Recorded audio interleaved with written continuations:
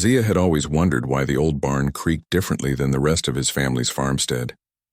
3 generations of his bloodline had worked this land, yet something about the weathered structure felt off. The floorboards sagged in places that made no structural sense, and the dirt beneath showed unusual mineral deposits that his agricultural studies couldn't explain.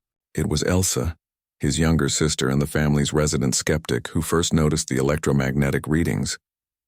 "Your barn's throwing off signals like a radio tower," she announced one autumn morning, waving her modified tablet around the structure's perimeter. Fresh from her engineering doctorate, Elsa had returned home with more questions than answers about the universe. "The readings are strongest near the northwest corner." Zia followed her to where she'd planted a small flag. The ground here felt different underfoot, too solid, too uniform. When he knelt and brushed away the accumulated debris of decades, his fingers found metal instead of earth. "That's not possible," Elsa whispered. But her tablet's readings spiked dramatically. They excavated carefully, treating the discovery with archaeological precision. What they uncovered defied every assumption about their quiet farming community. A hatch, seamless and pristine despite being buried for what must have been decades, maybe longer. The metal was unlike anything in Zia's experience. Neither steel nor aluminum, but something that seemed to absorb light while simultaneously glowing with an inner luminescence. The hatch opened at Elsa's touch, revealing a tunnel that descended at a gentle angle into darkness. The walls were lined with the same impossible material, and soft lighting activated as they descended, responding to their presence with an intelligence that made both siblings exchange worried glances. "We should call someone," Elsa suggested, but her voice lacked conviction. They both knew that someone would mean government officials, military personnel, and the end of whatever discovery lay ahead.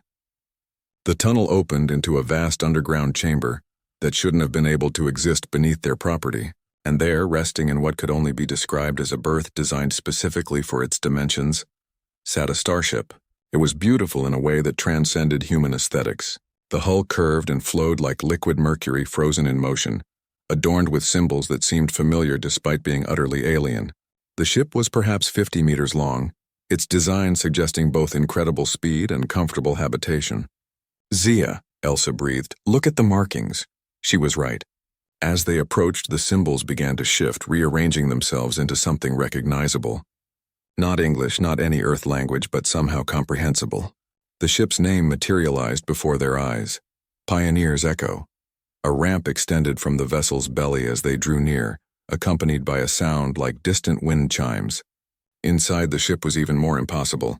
The corridors were sized for humans, the controls designed for human hands, the atmosphere perfect for human lungs. "This doesn't make sense," Elsa muttered, running her hands over control panels that lit up at her touch. "How can an alien ship be perfectly suited for humans?" In the ship's central chamber, they found their answer. A holographic display activated, projecting the image of a woman who looked remarkably like an older version of Elsa herself. When she spoke, her words were in that same shifting language that became understandable as they listened. "I am Captain Sarah Chen, recording this message in the year 2387 by the old Earth calendar. If you're seeing this, then the temporal displacement was successful, and you've found the Pioneer's Echo exactly when and where it needed to be found." Zia and Elsa exchanged stunned looks as the hologram continued. "Humanity's expansion into the stars didn't begin with our first steps onto other worlds. It began with this moment, with this ship, waiting in the past for the right people to discover it. The temporal mechanics are complicated, but the essence is simple. Humanity needed a bootstrap, a way to leapfrog the centuries of development that would normally be required for interstellar travel." The hologram gestured to the ship around them. "The Pioneer's Echo is equipped with technology that your present Earth cannot yet conceive. But more importantly, it's equipped with something far more valuable: humanity's future knowledge of the galaxy, the locations of habitable worlds, and the wisdom gained from centuries of exploration." Elsa stepped forward, her engineer's mind racing. "You're saying this is a closed loop? That we're supposed to take this ship and eventually become you?" "Not become me," Captain Chen's image replied, somehow responding to Elsa's question despite being a recording. "Become yourselves. The timeline isn't fixed, it's guided.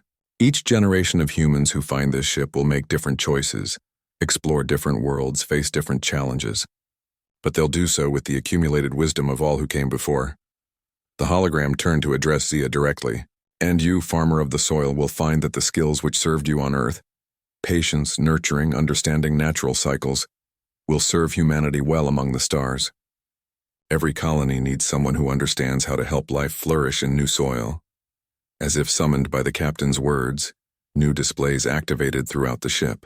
Star charts showing habitable worlds, agricultural data for dozens of different planetary environments, cultural databases containing the accumulated knowledge of humanity's expansion across the galaxy.